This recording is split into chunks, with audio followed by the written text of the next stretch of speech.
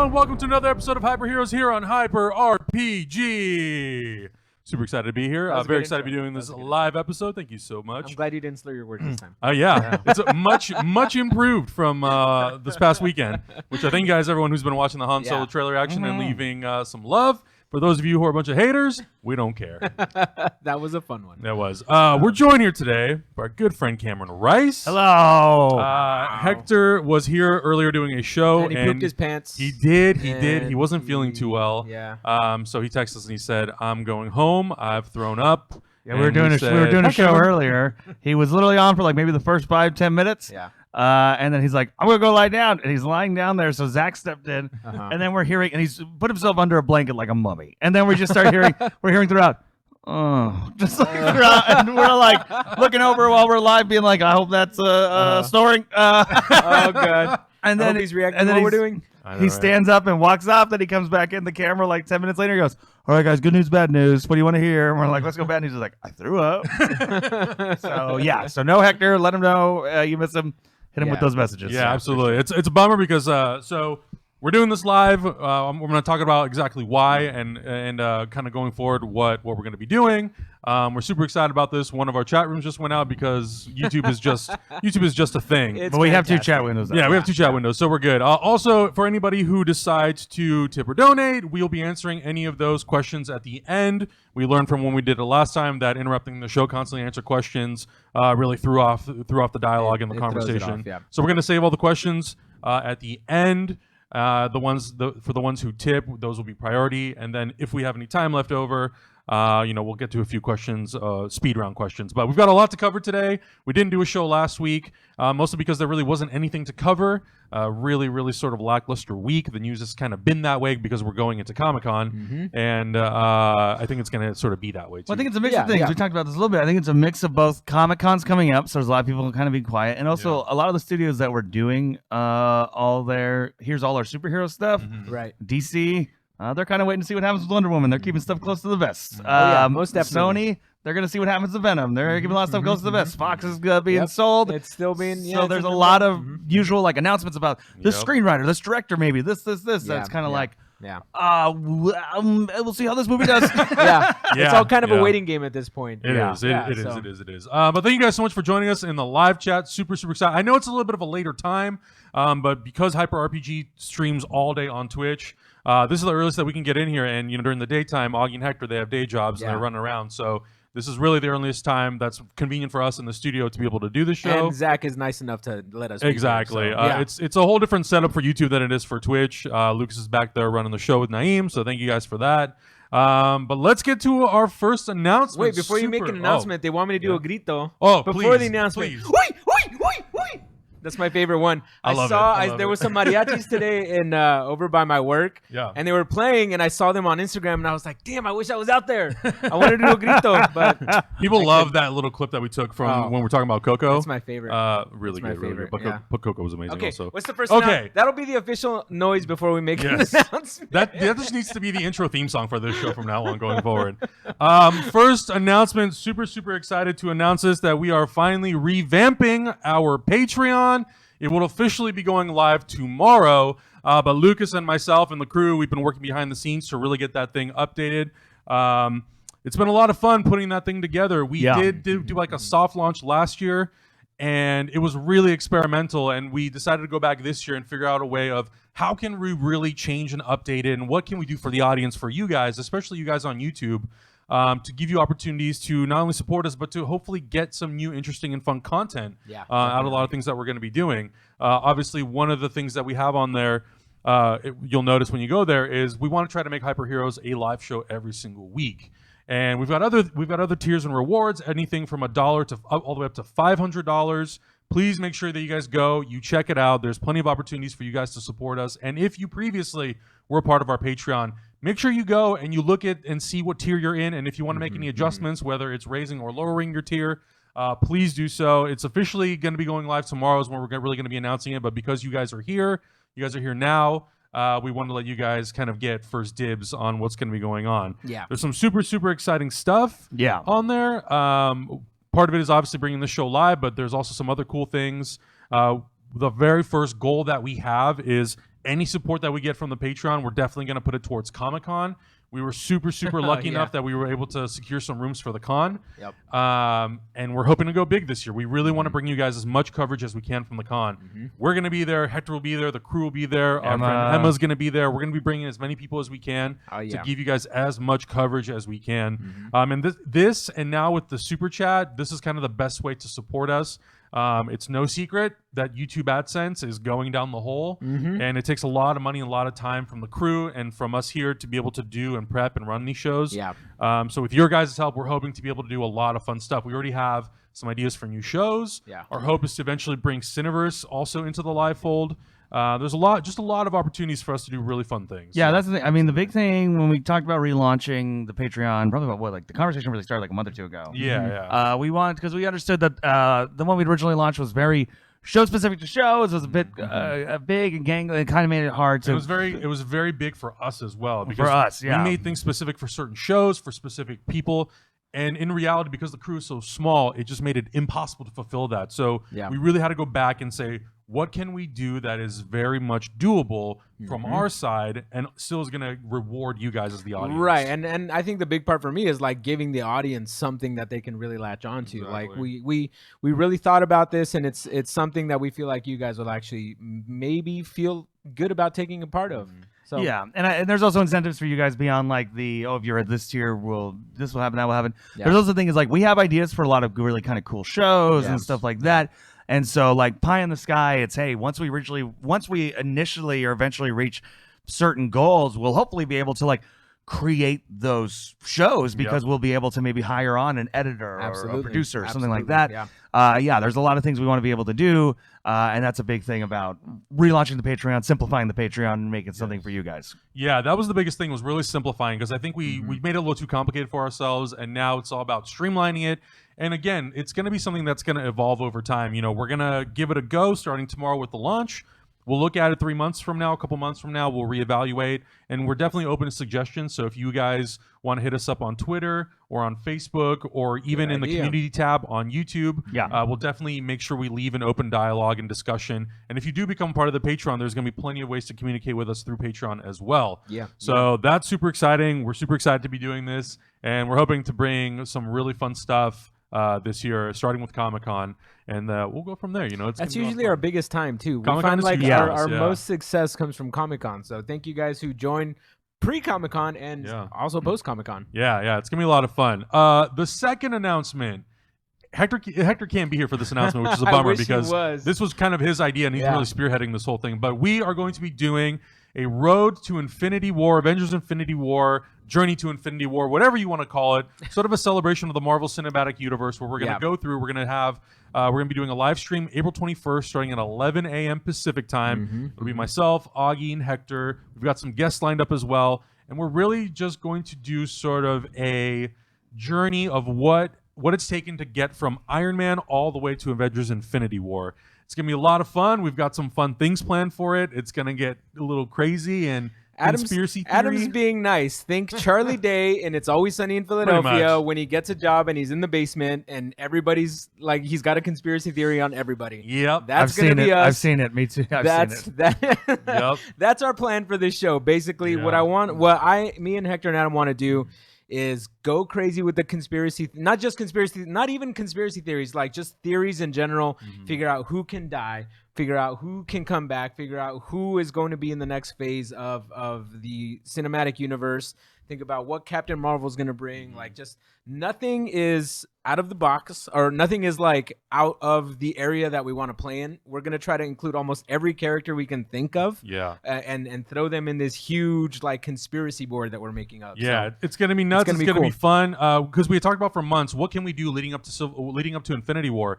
And a lot of you guys wanted us to do sort of a movie marathon. It's so difficult, though, because that would take over 30 hours. And to figure out, logistically, to figure that out, it's so difficult with so many people and so many working So we're going to do it in 2 hours. Exactly. And we're going to have fun with it. It's going to be fun. It's going to be sort of a celebration of everything that's happened in the last 10 years of Marvel Studios. And, potentially what's going to happen going forward. So that's going to be a lot of fun. That's April 21st, 11 a.m. Pacific time, right here on YouTube. And I think that's pretty much it for housekeeping. Yeah. But yeah, super excited to be bringing all these new things to you guys. And let's just jump into the news, shall we? Attaboy. Close up the segment. Close up the segment. So the first thing we're going to be talking about, we don't really cover. It's very rare that we cover Blu-ray releases and when they're coming and all that sort of stuff.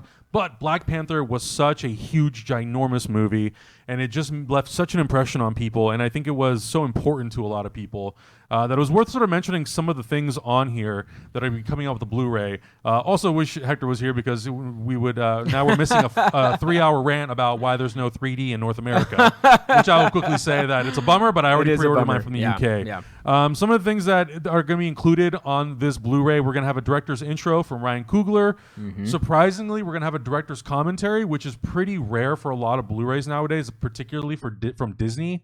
It doesn't happen all that often. I know with Force Awakens, we had to wait for like a limited extended edition to get that. So I'm super excited to have that. They're also going to be doing a lot of things like a roundtable talking about the world of Wakanda, the making of the movie. Dope. I think that's super important to have because I think for me in particular, it's going to be really interesting to see what Ryan Coogler did or what steps he took to make this movie very much a part of the Marvel Cinematic Universe, but adding his own flavor, his own voice to it, and why that was important for this character. Why he was the person to make this movie, basically. Yeah, exactly. Yeah, I'm excited for that. I saw, it's not Marvel, but me and Adam talked about this, the Last Jedi Blu-ray.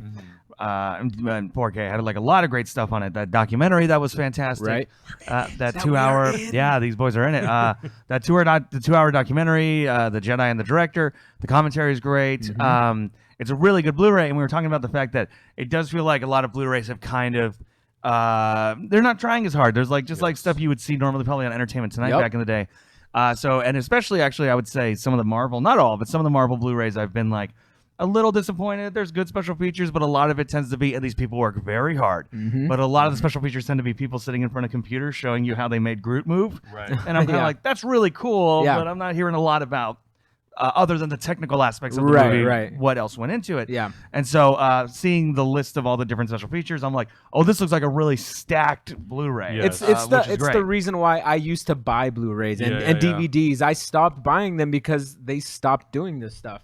I remember even Shallow Hal had like a great commentary on it, and it was just like a crappy DVD, you know, like, but it had a great like director's commentary, and I think Jack Black was on it, and they gave some really good tidbits, you know, and they just stopped caring all of a sudden, and so I just stopped buying them. Yeah, and that's sort of my thing about the Blu-rays and just any Blu-ray or DVD coming out nowadays. I feel like the special features, I feel like the whole point of that is to give you special behind-the-scenes sort of access of as to what it took to make that movie. Yeah. And even it would be great even for some of these, especially Black Panther, a movie that just dominated and it went just above and beyond expectations, to get sound bites from people like Ryan Coogler, Kevin Feige, some of the executives, some of the people at Disney, to really talk about, you know, what did it do for Marvel? What did it do for Disney as a company? How are they embracing diversity from a filmmaking perspective, from a storytelling perspective? I think getting that sort of stuff, even after a movie's come out, is pretty key and critical. And I think it really gives the audience an insight as to a little bit more as to how these studios sort of function and work, and what their mindset is, and how they sort of develop these movies. But I'm excited about that, and I'm also excited that they're doing a Marvel Studios sort of a Marvel Studios' first 10 years retrospective of some kind. It's called Connecting the Universe, and I think Black Panther really is the perfect movie to do that for. Absolutely. And that's going to be fun to see what they've sort of put together. Do we have a street date for that yet, when that's coming out? Yeah, it's coming out, I believe, on May 18th on Blu-ray, and I think it's coming out the week before on digital HD. Dope. So there's a few versions available. There's a 4K, they call it the Cinematic Universe version, which used to come with a 3D, but it doesn't anymore. And then they're having a regular Blu-ray, and then they also have, I believe Best Buy has a 4K and a regular Blu-ray Steelbook. Yeah. And then internationally, if you have access, you can get Steelbooks for the 4K, the 3D, or just a regular 3D as well. So there's plenty of options. You should definitely look at the retailers and see what they're offering. But yeah, I'm just really, really excited to hopefully get something very insightful from this movie that talks about the making of Black Panther. Yeah. Especially because, like, Creed, we all loved Creed. That Blu-ray felt like it was lacking a little bit. That was, absolutely. That didn't have a Coogler I was commentary. really disappointed by it. Yeah. What I like about this too is that I feel like the movie came out not just as a great cinematic piece, but also as a movement.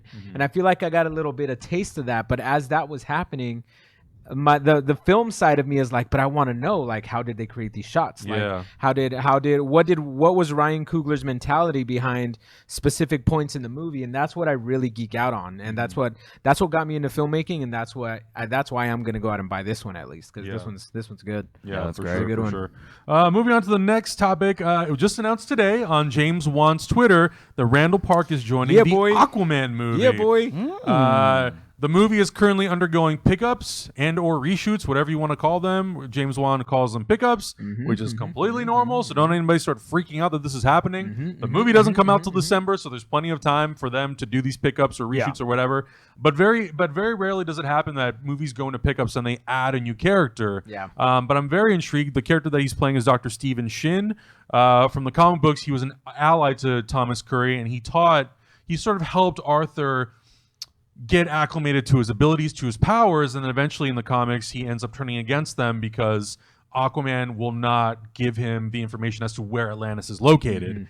So I'm curious to see how in-depth we get with that relationship, if it's going to be sort of more in a smaller cameo sense, or a smaller role that will then maybe in future movies sort of build up into something else and he will eventually become a villain.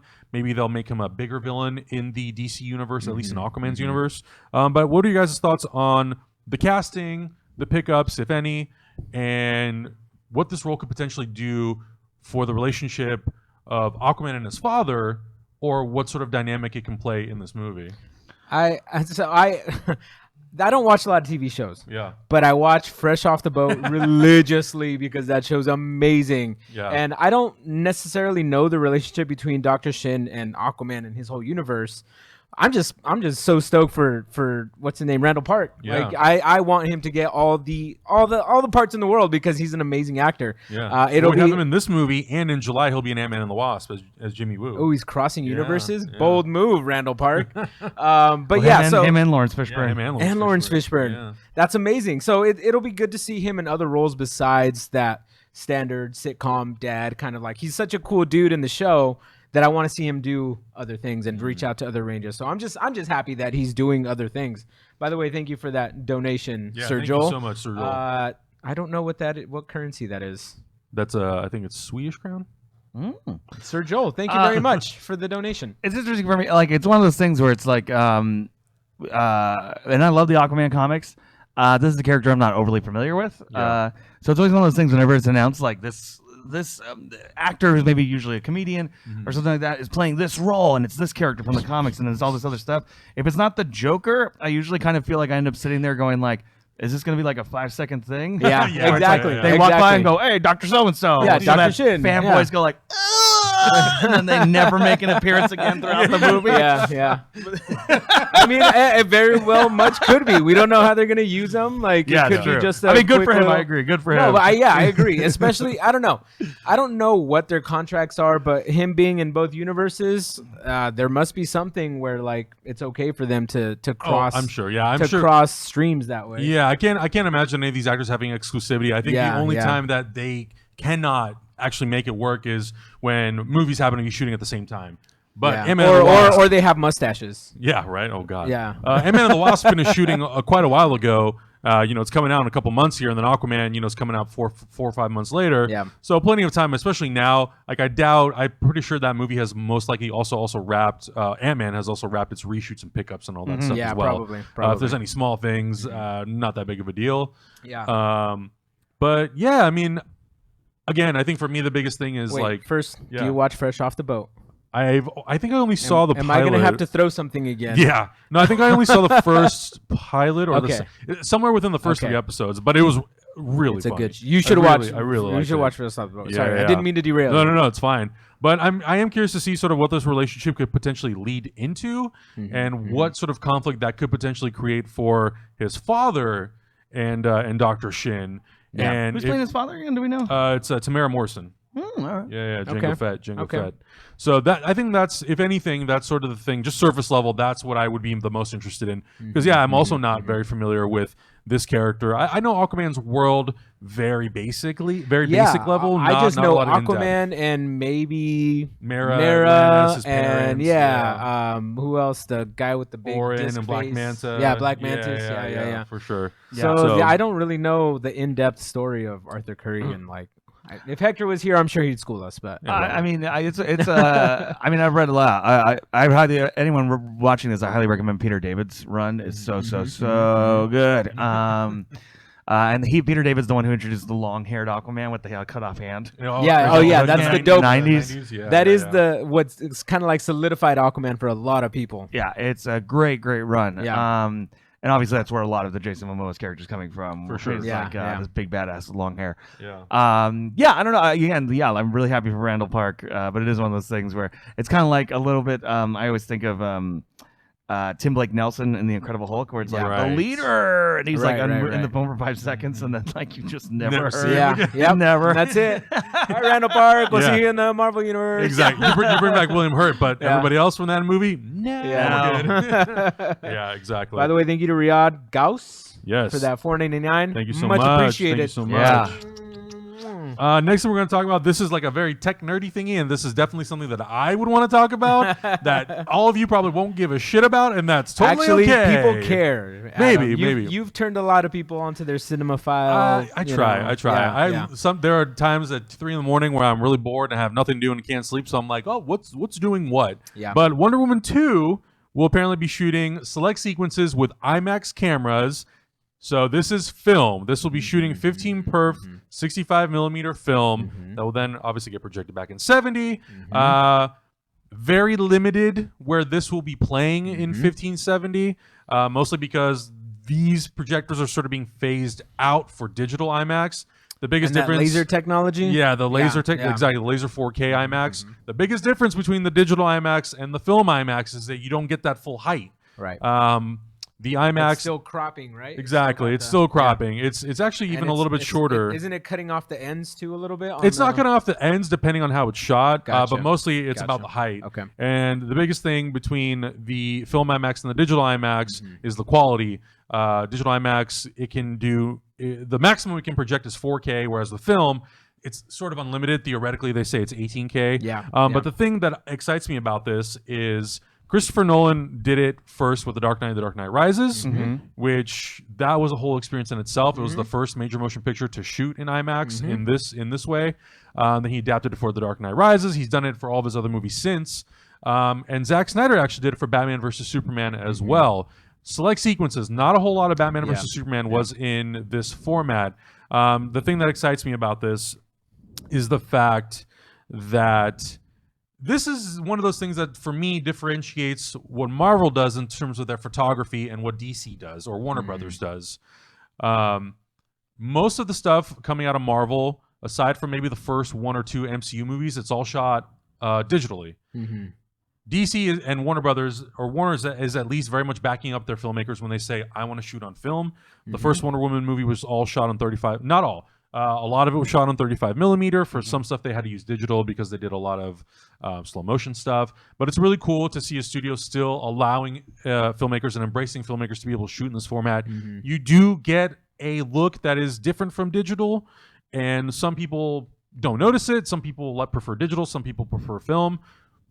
Whatever the case may be, you have an opportunity to see this movie in another format if you have an IMAX theater that can project that. In LA, we only have about 2 or 3 left. Yeah. One of them is at AMC Universal Studios. The rest are all digital. But for me, it excites me because I think 65 millimeter is a really nice format, and I'm just like the fact that we still give filmmakers the opportunities to do what they want to do and how they want to shoot movies. Aquaman is a different story. That one's all shot digitally. It's all digital, right? Which makes sense because that all takes place underwater and it's all green screens. Yeah. So Yeah. it makes sense. It That makes does sense to have make a sense. fully digital pipeline. But what are your guys' thoughts on IMAX? Is it a format that you seek out when it's available? Does it really not make too much of a difference? No, if it was shot in IMAX, Nolan's stuff I go see in IMAX. Together. Yeah, it's similar to me with 3D. Like if I know it was shot in 3D or the director intended it to be that way, Yeah. I will try to seek it out. But there was this great article, I think it was written at Birth Movies Death a couple of years ago, which was like the only people who know how to use 3D correctly are the genius filmmakers who knew how to make films correctly. So why is this shocking to anybody? Which is like Martin Scorsese, James Cameron, Werner Herzog, Steven Spielberg, right. people who were like know how to use an entire frame and everything. Were the ones who did the best 3D films. And I think we're seeing that a little bit with IMAX as well. It's that it's like Christopher Nolan, who's great, and those kinds of things. Whereas Transformers 4 and 5, where you're like, and you're just like back and forth. Oh God. And I think it's also it's the interesting thing about like shooting on IMAX and film and all this other stuff is like you look at BBS, and despite the fact that that was shot on film and it was such a big to do that like Batman vs Superman was shot on film. I think I have a pretty good eye about this stuff. I've studied this stuff. God, I couldn't tell. There were so many layers of digital garbage and blue black recoloring that I'm like, I don't know. I gotta know about this, guys. Right. I believe you. You shot on film, okay? I'll take your word for it, buddy. I'm looking for a video right now that I saw the other day on why aspect ratio is important. Did you see that video? Do you know what it's called? I want to link it. I forget what it's called, but I know what video you're talking about. And that to me, that's also the biggest thing about IMAX is because you have such a taller frame than you do on normal. You really have to understand framing. And because those IMAX movies, when they go into a regular theater, it's all cropped. You got to really understand like where your limits are in terms of framing. Yes, you can adjust the frame if you need to, but you know it's really tough. You really got to understand. You really have to understand, and the reason BVS wasn't great. I don't give a shit. Just squash that argument in the chat, please. We never want to talk about those movies ever again. I'll talk about it all night. Come at me, boy. Let's talk about aspect and ratio. You're definitely a boy. Let's get oh shit. Ain't no girls defending that film. Them's fighting. That's actually, you know what? That's an astute observation because I've never had a female come at us like fanboys have. But in that video that I was talking about, which hopefully we can find and link or something, they talk about why aspect ratio and why it's important, but also the really cool thing that they did with that movie, It Comes at Night, I think, where the aspect ratio starts really wide and you don't notice it moving. And so the aspect ratio, as the movie gets more and more tense, it squishes down to make you feel uneasy, but also make you feel like you're watching through like a slit and like you can't do anything about it. They also pointed out the movie, I believe it was Ghost. Not the old Ghost, the newer Ghost. The one. We watched Ghost Story. Oh, Ghost Story. Ghost Story, So it was shot sort of like in a square. The Academy had rounded edges, and the reason they shot it that way is to make you feel like you're looking at an old picture, kind of looking at memories. They kind of wanted that ethereal aspect to it, and it sort of added to the tension too, because you're in a giant theater, but you still have like a little tiny square that you're viewing out of. So it puts you in a whole different place. So hopefully I can find that video and link it under. If not, I'll put it out on my Twitter or something because I got to find that. It's a great video to watch. No, you're right. It is a really good video. And that's one of the kind of one of the disappointing things about YouTube. Like I've done my research on all that kind of stuff, and it's really hard to find a resource. And I was bummed when I found out last night. I was telling Cameron this morning. They shot Blade Runner 2049. It was always meant to be a widescreen movie, but they shot it with the intention of it being in IMAX. So they actually framed it in a way that if you went to an IMAX theater, instead of cropping the edges, they actually expanded the frame, which to be able to go watch that movie and see more of what Deakins did with Denis Villeneuve would have been absolutely amazing. So it's a bummer. I really wish IMAX would figure out a way of really conveying that to audiences and telling people, hey, if you go watch it, it's an expanded frame, but we're not clipping anything. We're actually opening things up. Right. Which, all they tell you is it's 26% more footage, but like that can mean a whole lot of things when it comes to IMAX. They can blow it up and they can crop it. So. There's a lot of things you can do. And what's also cool in this video that I saw is there's this moment where they featured a movie. They showed a character who was opening up, like he felt like he was free, and the aspect ratio changes before your eyes too, and it opens up. And you can see that they just don't stretch the pixels. They actually open it up so you get more image, and it's really, really cool. Like I just need to stop talking about this and find it. No, and I like that Warner Brothers is a studio that is all about still letting directors do all this sort of stuff. Here's a quote from the CEO of IMAX. He says, "I'm excited to announce that Wonder Woman 2, which comes out in the second half of 2019, will be shot with IMAX film cameras in select sequences. The Warner Brothers DC production, the sequel of the global juggernaut from 2017, is directed by Patty Jenkins and produced by Chuck Robin and Rebecca Oakley Robin. And we couldn't be more excited that IMAX has been chosen to be a part of the film's design." I mean, I think it's great. I think No, they're good. having superhero movies sort of, or these big budget movies embrace a bigger format, that to me is kind of the next level of how do we make the movie theater fun again for people? How do we make it larger than life? And IMAX is kind of the way, for me at least, how I envision it. I just wish that the digital IMAX was taller. That's I'm my interested to see what Patty Jenkins does with that format too. Yeah. And I'm very interested to see that. Yeah, absolutely, absolutely. Somebody like that, yeah, she's gonna do some cool stuff with it. Yeah, absolutely. Lincoln, that's never gonna happen. Oh no. He wants to do a debate about the DCEU. Nope. Live, never gonna happen. Nah. Never gonna happen. I mean, just honestly, logistically, it's never gonna happen. There's not anyone in this house or in this area that Who's we going know to who can defend like it. really do a decent job debating film that will defend those films. Yeah. And I'm not trying to be a dick. I'm being serious. No one in this house who works here like those movies. No one at companies we've worked for in the past, or friends of ours who work at other film companies.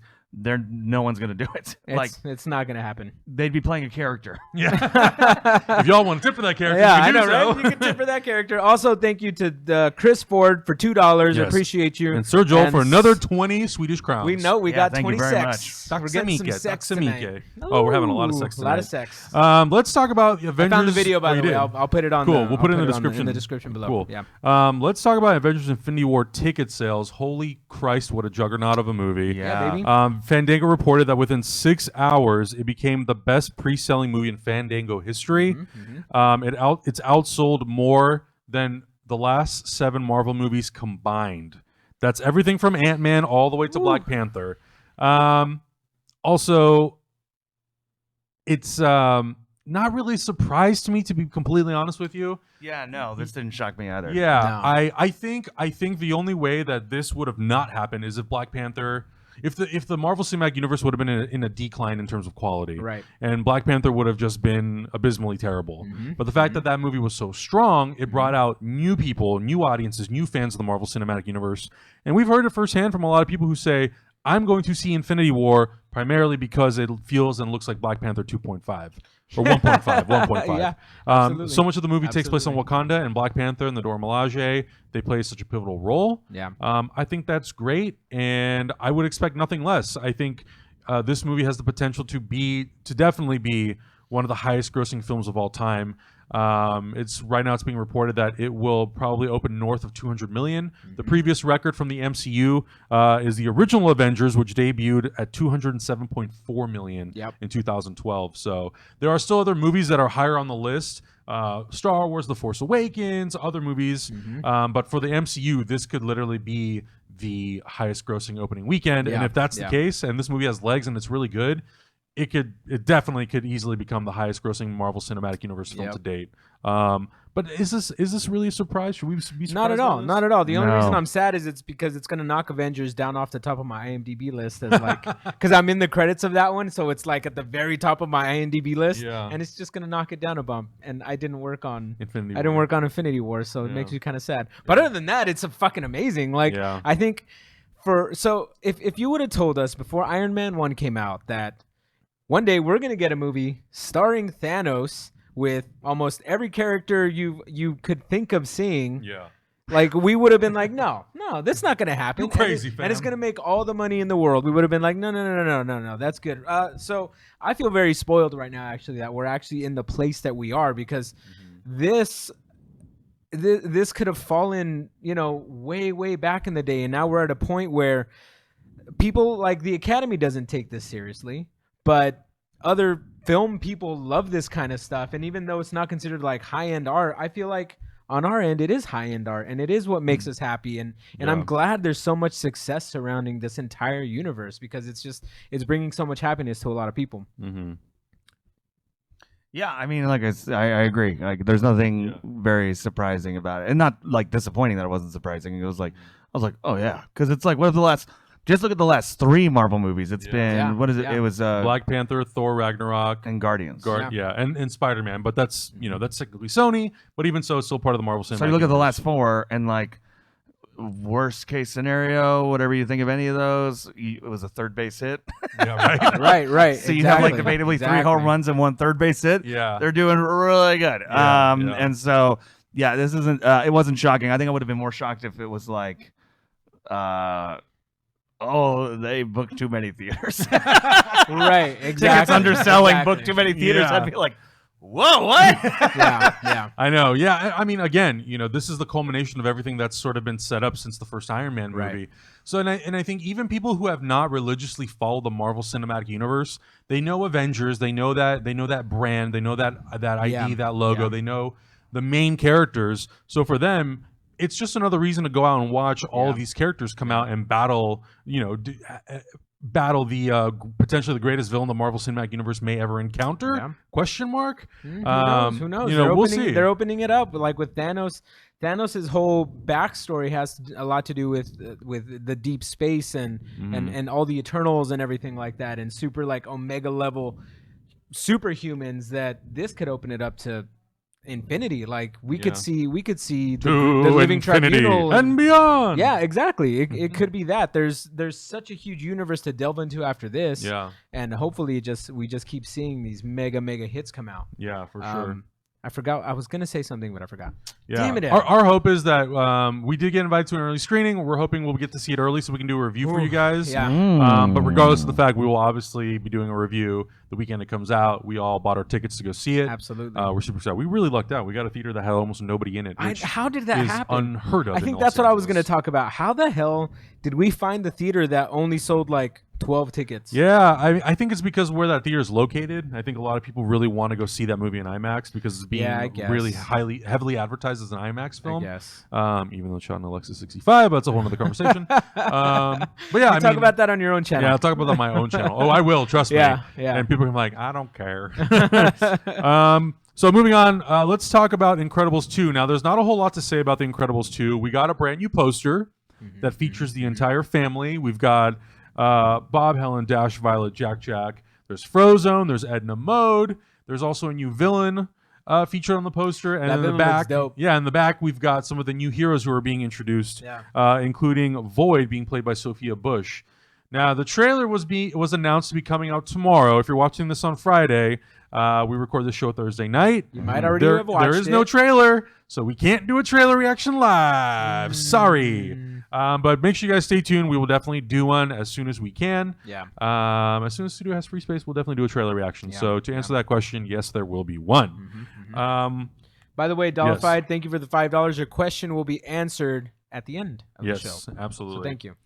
Moving on, we're going to be talking about Black Adam. Finally, the movie that will it ever get made? Who knows? The Rock was announced to be playing Black Adam back in 2014, and apparently those negotiations had been going on for a couple years, along with all this other time that's passed. So he did an interview with Yahoo. He's promoting Rampage right now, which we're hoping to go see after this, talking about the potential of when this movie's going to come out. And he says, the script came in. It's great. We're working on it. If things come together in the way we anticipate them coming together, that feels like a 2019 movie in production. It's this phenomenal opportunity for us to nail the tone and make sure he's badass. Also, we have intrinsic DNA tied to a lot of other properties in DC. Now, obviously, this character spins from the world of Shazam. There was an iteration of the Shazam script that David F. Sandberg said that Black Adam was a part of. They removed him, and now it's strictly a Shazam movie. Now, could that change? Absolutely. Will it change? Most likely. Could he be lying to not sort of ruin the surprise? Yes. Absolutely. So we'll have to wait and see. But as of right now, from what we're being told by the director, Black Adam will not be in the Shazam movie. The movie will be focused on Shazam's origin. Black Adam's movie will be focused very much on Black Adam's origin. But we know The Rock has been having discussions with Henry Cavill. Whether or not Superman will show up is yet to be determined. There's potential for a crossover with Superman and Shazam as well. Could these three characters eventually unite in some sort of a sequel? That's also very possible. And it could be a lot of fun because the powers of these characters are all very, very similar. Yeah. But as we all know, Superman's biggest weakness is magic. So that'd be interesting to see sort of how this character has to interact and fight these guys. But that's why those characters are such good. yeah, characters. absolutely. Yeah. And at one point I did hear this rumor, and again, because of how many things have changed, it's a rumor. This probably is not happening, that the character will first show up in the Aquaman movie. Again, likely not going to happen. Take So it with a grain of salt. Take it with a huge grain of salt. Don't bet on it. Yeah, I'm. It's gonna be interesting, this film, because I kind of wonder if this is kind of like The Rock's first movie, if it's gonna be not in quality, but in the sense where it's because Black Adam, for those who don't know, is like the villain. Yes. He is the villain. and then kind of turned into an anti-hero and stuff like that. And I'm like, oh, it's the Scorpion King. Yep. Pretty much.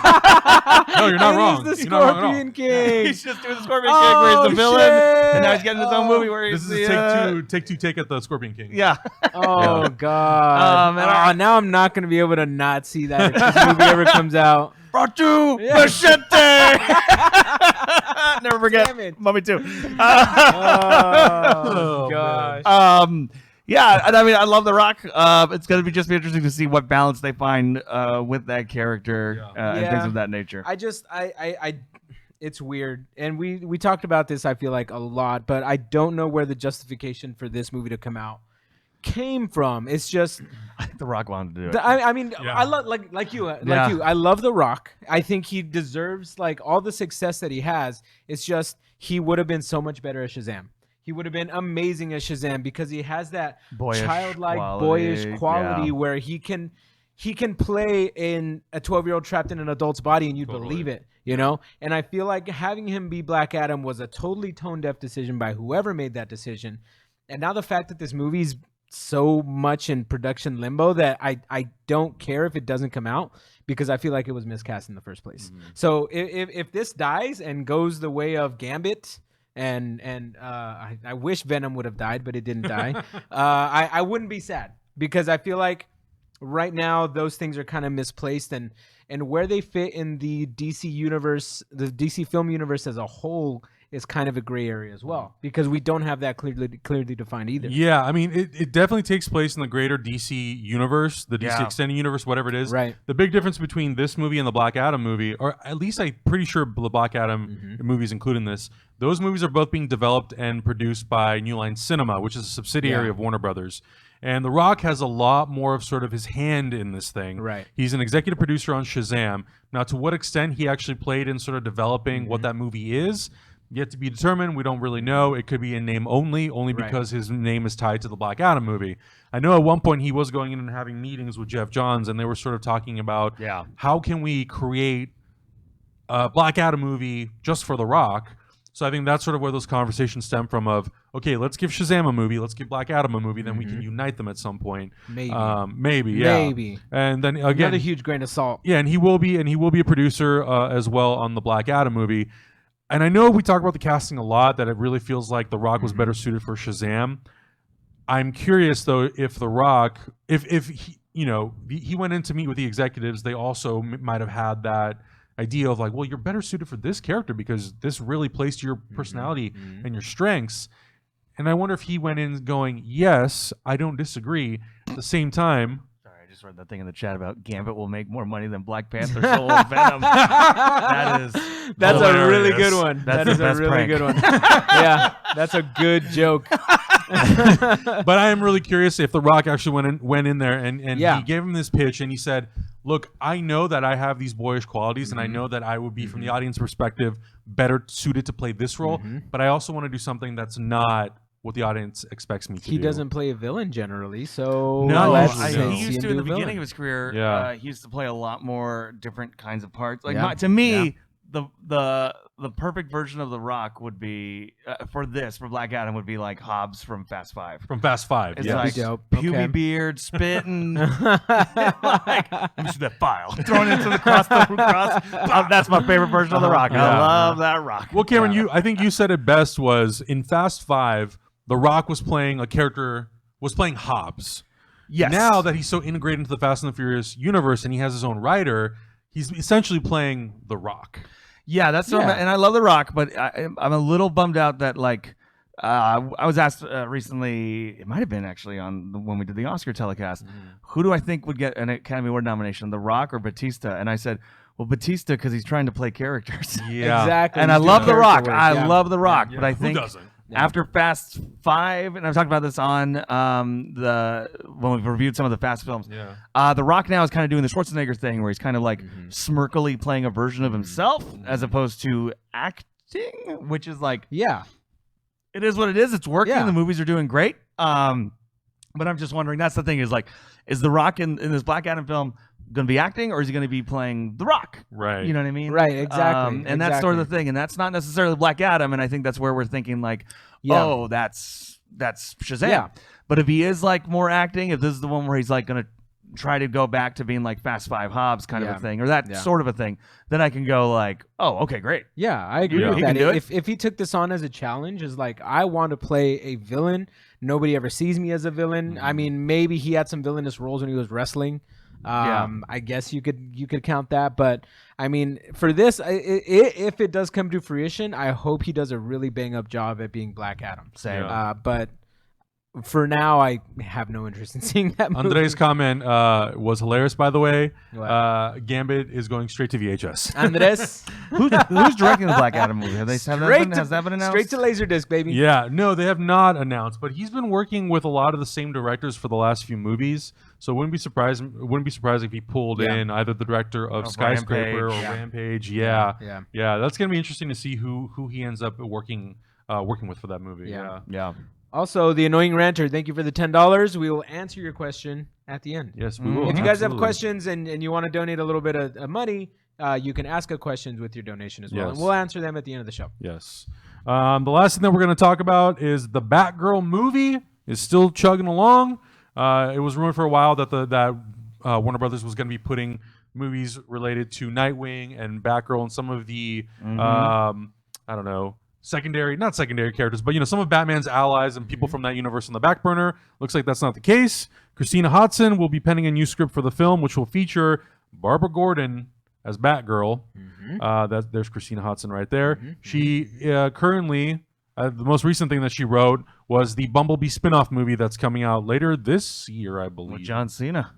That's John right, Cena, the one they're taking it back to the 80s, right? Yeah. And, I believe it's directed by the guy who Kobo and the Two Strings. His live action debut. Travis Knight. Yes. The other two movies that she did, I looked it up. I have not seen these two movies, so I'm going purely based on what the Rotten Tomatoes score is. Don't kill me. Unforgettable and Shut In, which were completely panned by critics and by audiences. Ooh, it's Unforgettable. Can you pull up a poster? It's with Rosario Dawson and Katherine Heigl. Find the poster. Oh my goodness. Was it bad? Did you see it? Shut-in's not good either. Oh no. Oh no. Yeah. Oh boy. Well, you know what? Here's the thing. Production, you can't always blame the writer. Sometimes a writer can have a banger of a script, and man, you get the wrong director, the wrong DP, or even the wrong editor, right? Yeah. Hey, mess it up. Yeah. You can. I've read scripts. I've read just in the little world I'm in, sketch comedy. I'll read a sketch, and I'll go, man, this is great. This is gonna be hysterical. And the actors deliver it the wrong way. It dies on the vine. 30 seconds in, you're like, oh man, no.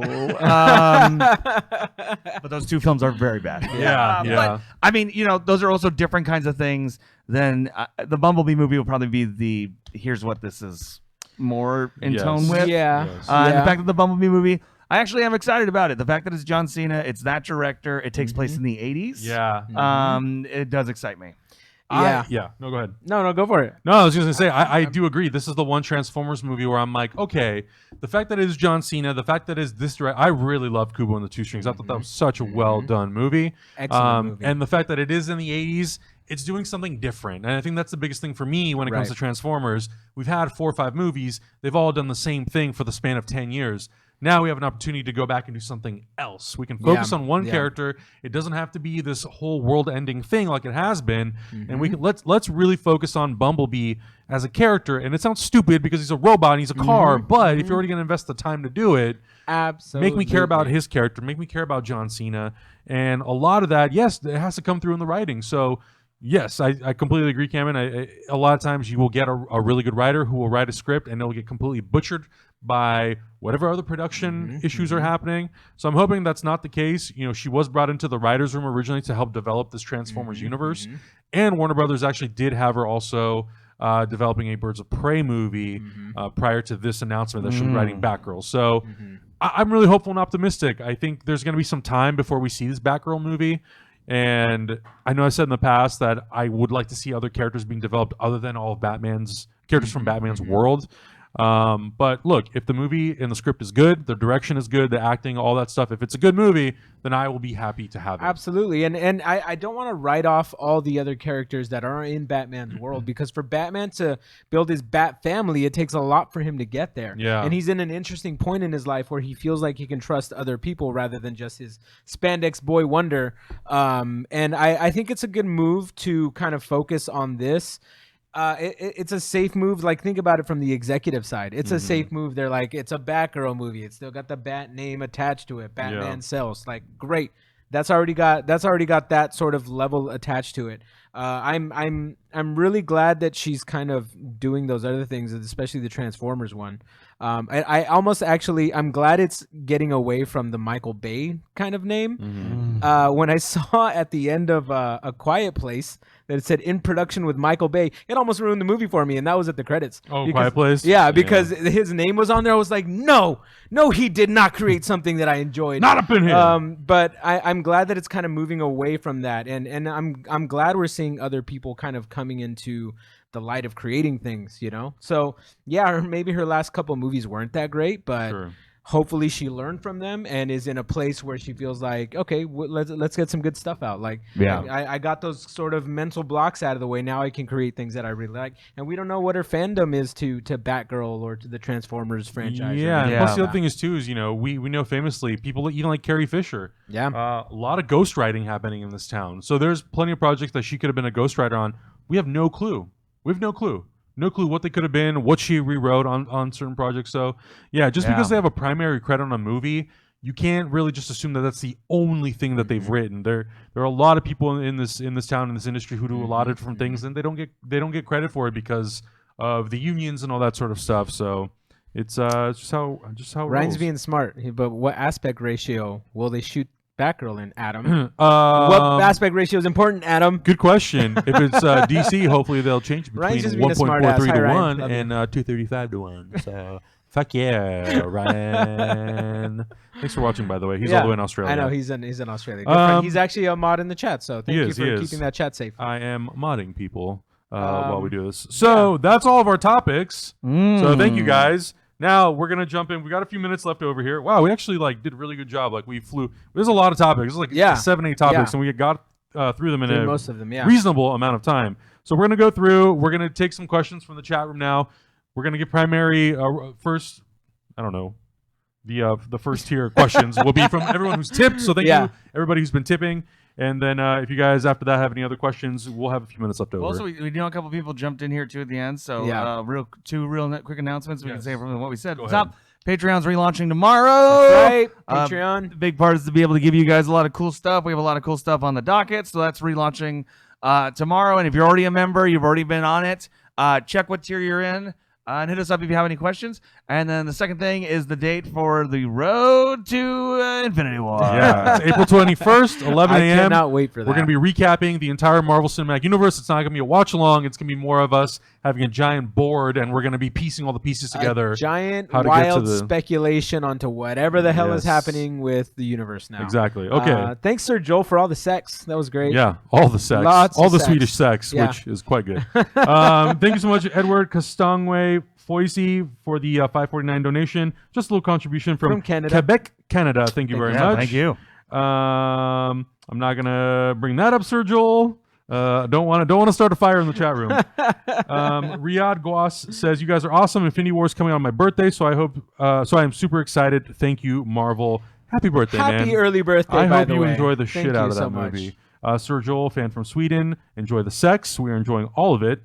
Dollified, thank you so much for the $5 donation. Rumors of Mephisto showing up.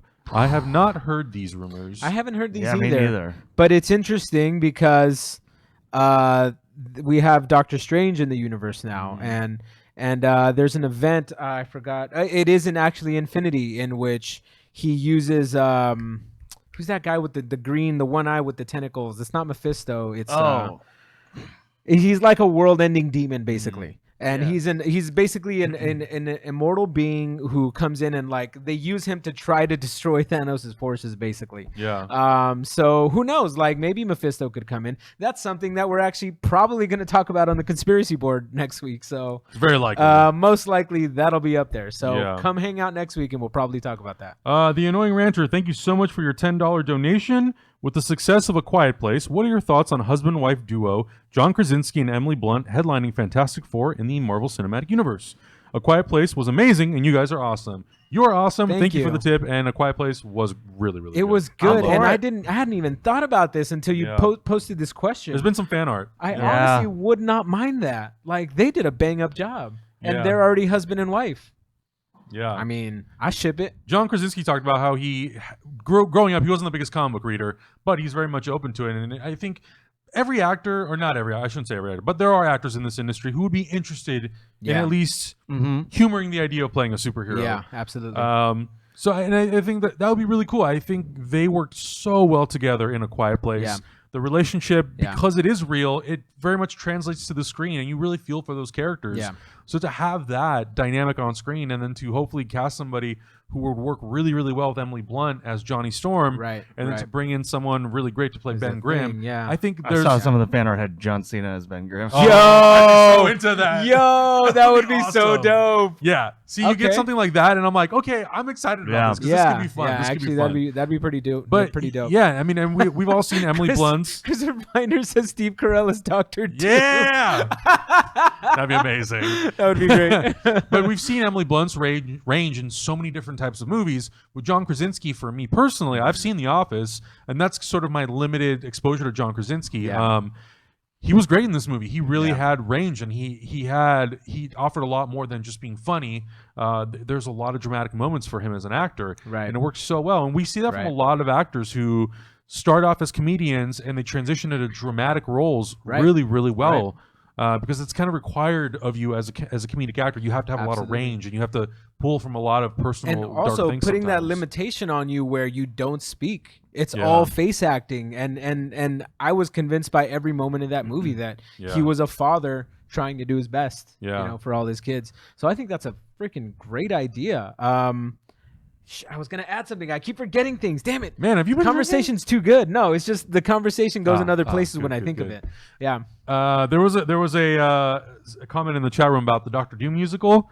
Y'all, if Patreon blows up, we will make that a freaking goal. Oh, for real. If I have some way to fund that, I'm not even kidding. Yeah. We will make Doom the Musical a goal on Patreon. We will produce a short film. That's not even a joke. Lucas, we got to update that tomorrow. Yeah, we'll update that tomorrow. We'll add Doom the Musical as a tier. Yeah. That'll be like the highest tier because that's going to take all the time in the world. All about it. Yeah. Sure. Cameron's like, okay. I'm sure we'll tap you for a little bit of insight on that, Cameron. Rampage movie apparently was a good movie, says Christopher Bouchard. We're gonna go see it after this. Oh, that's right. I'm excited. We're very excited. It's at 11:15. Okay, cool. So Yeah, we're making great time here today, guys. Just a couple more minutes. We'll take a few more questions from the chat room, then we'll wrap things up. Just want to say though, thank you guys so much for joining us live. I know it's a later time for some of you East Coasters who are sticking it through. I know it's 12:30, 1 o'clock. There's some people in India who are saying good morning to us, so thank you for that. Thank you so much. Wherever you are around the world, there's some people from Chile in the chat. There's a lot of people from California in the chat. So thank you guys all for hanging out with us. Yeah, absolutely. There was a really good question, and I want to make sure I get the person's name, asking whether or not we think Shuri has a chance of appearing in Spider-Man 2. Yes. Oh, in Spider-Man 2. Anyone in the Marvel universe that doesn't end up dead at the end. Yeah, right. Oh, yeah, has absolutely. a chance. Absolutely. Yeah. Even if it's over a video screen. Right. So if you keep up with Black Panther, and currently and in the past, I guess, Shuri does become the Black Panther. Yes. I have a feeling that that's where they are going to take Shuri, actually. I have a feeling that something's going to happen to Chadwick. Maybe he's going to go into space. Maybe he's going to do something else. But she will take up the mantle, maybe even just for a movie of Black Panther.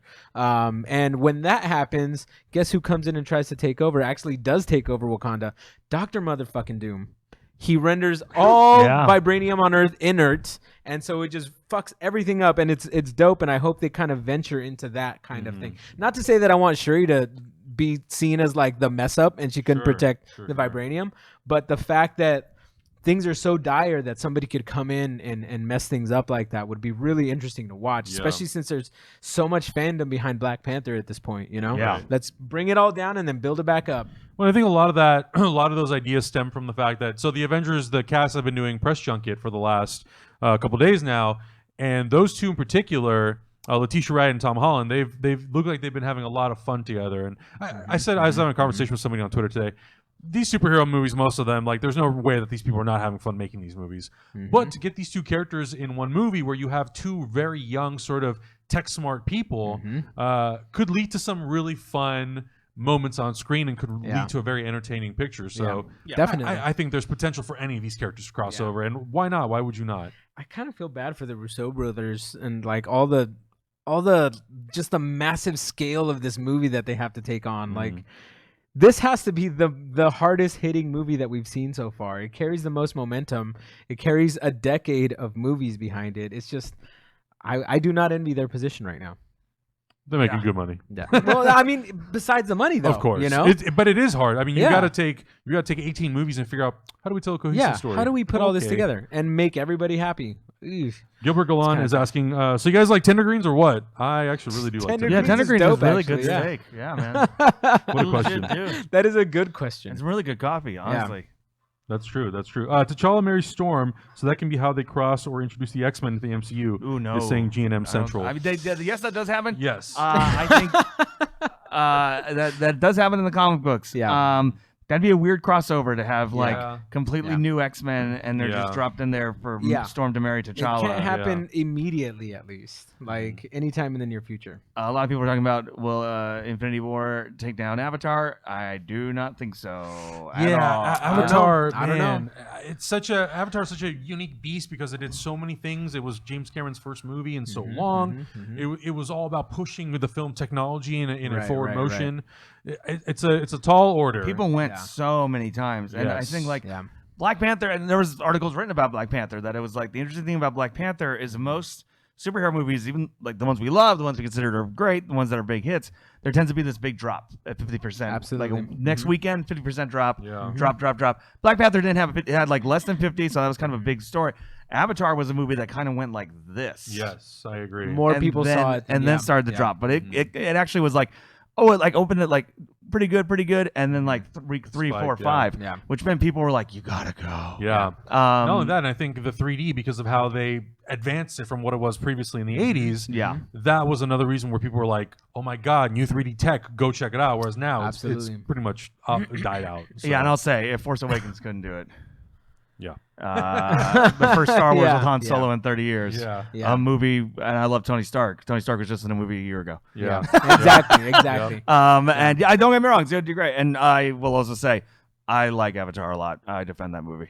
I know I'm in the minority with that, but I like that movie. I like that movie. I like it. Yeah. Whatever. Pocahontas in space. Get over it. It's a movie. It's like whenever and every story's been told when Hunger Games came out. And every snarky person wanted to be like, you know, this is just Battle Royale, right? And I was like, you know, Battle Royale's just Running Man, right?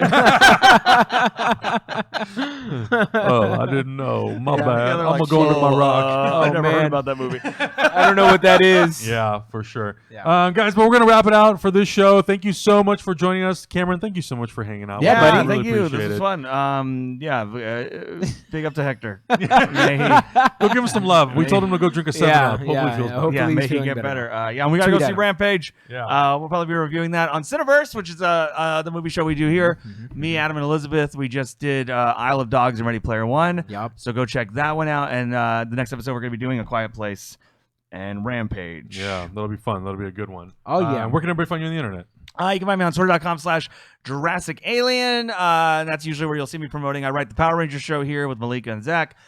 Wednesdays is my horror show that I write in GM, and then Thursdays I do Indomitable. For sure. That's all good stuff, actually. I watch all that stuff, and it's quality. If you guys haven't seen it, check it out. It's really good stuff. You can find me at @L_Santo Taco. That's it. Nice plug. I don't have any. I don't have any. Well extra done, my shows and friend. stuff. Well done. I don't do all the. You extra can just stuff. find me on all socials: Instagram, Twitter, Facebook, YouTube, just under Adam Hlavik. Guys, thank you again so much for watching. Go check out our Patreon. It's linked down below, Yes. and we will catch you next week.